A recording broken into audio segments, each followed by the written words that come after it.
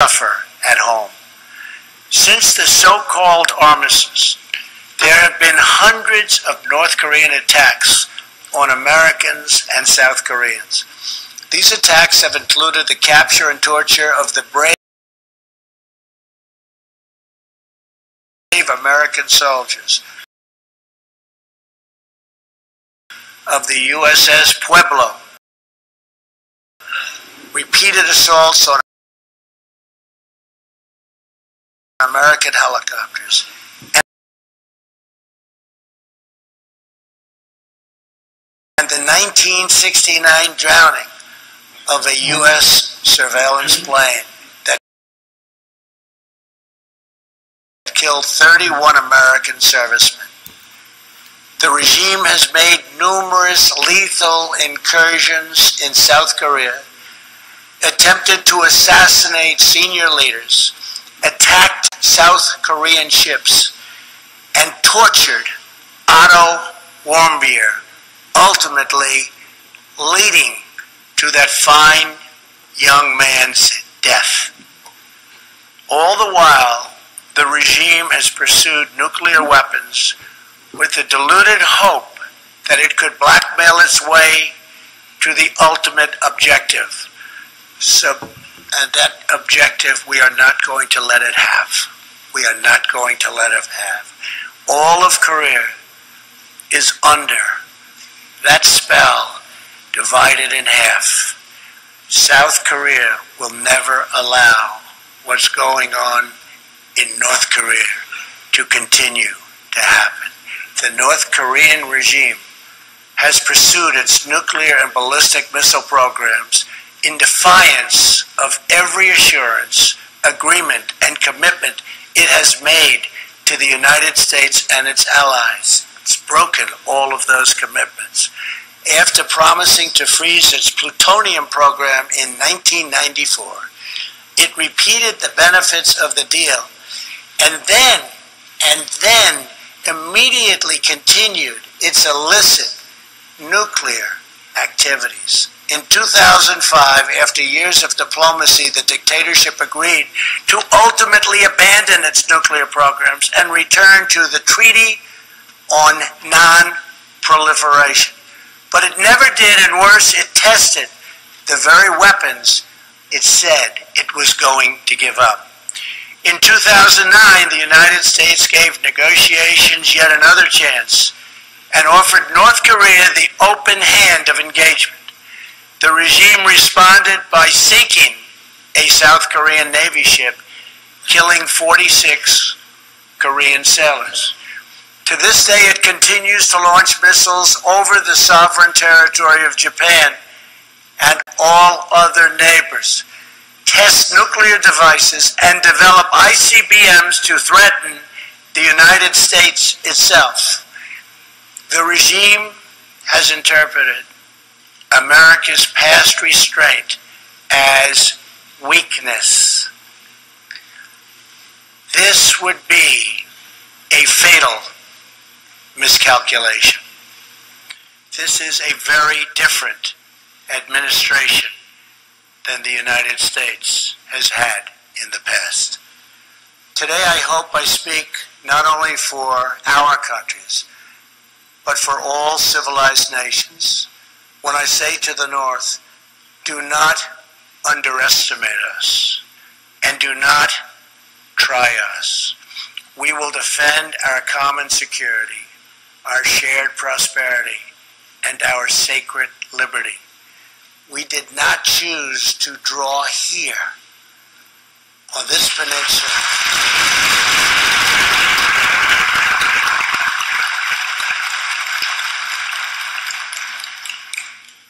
This magnificent peninsula, the thin line of civilization that runs around the world and down through time.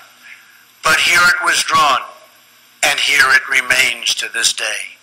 It is the line between peace and war, between decency and depravity, between law and tyranny, between hope and total despair.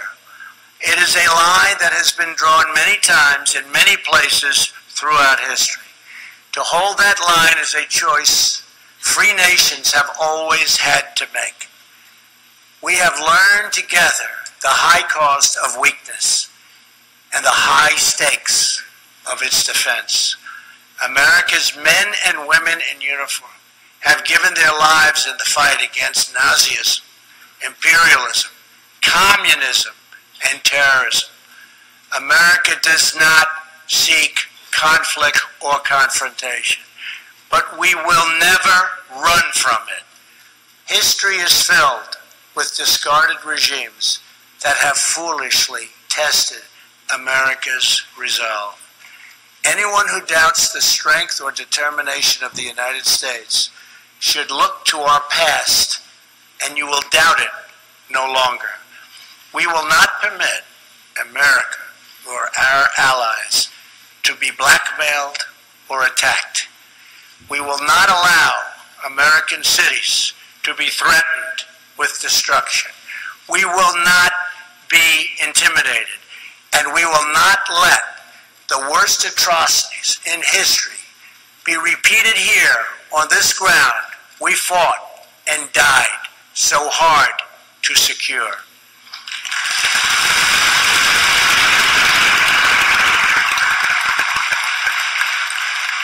That is why I come here, to the heart of a free and flourishing Korea, with a message for the peace-loving nations of the world. The time for excuses is over. Now is the time for strength. If you want peace, you must stand strong at all times. The world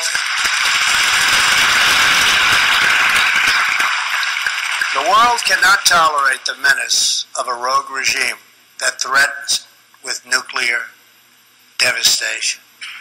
All responsible nations must join forces to isolate the brutal regime of North Korea, to deny it, and any form of it, you cannot support, you cannot supply, you cannot accept. We call on every nation, including China and Russia, to fully implement UN Security Council resolutions, downgrade diplomatic relations with the regime, and sever all ties of trade and technology.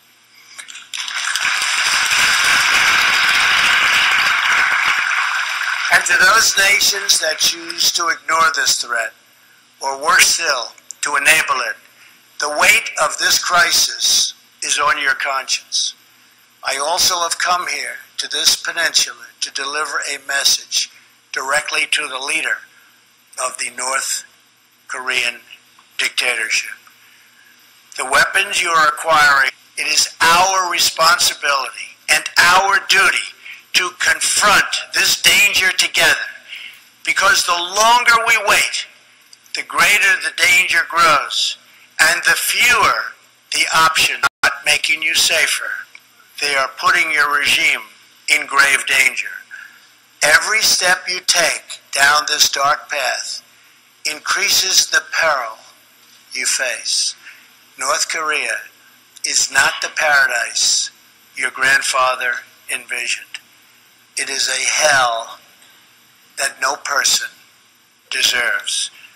Yet despite every crime you have committed against God and man, you are ready to offer, and we will do that. We will offer a path to a much better future. It begins with an end to the aggression of your regime, a stop to your development of ballistic missiles, and complete, verifiable, and total denuclearization.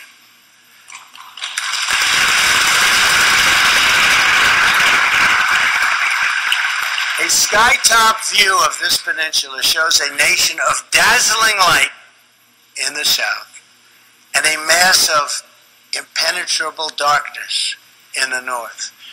We seek a future of light, prosperity, and peace, but we are only prepared to discuss this brighter path for North Korea if its leaders cease their threats and dismantle their nuclear program. the sinister regime of North Korea is right about only one thing. The Korean people do have a glorious destiny, but they could not be more wrong about what that destiny looks like. The destiny of the Korean people is not to suffer in the bondage of oppression, but to thrive in the glory of freedom.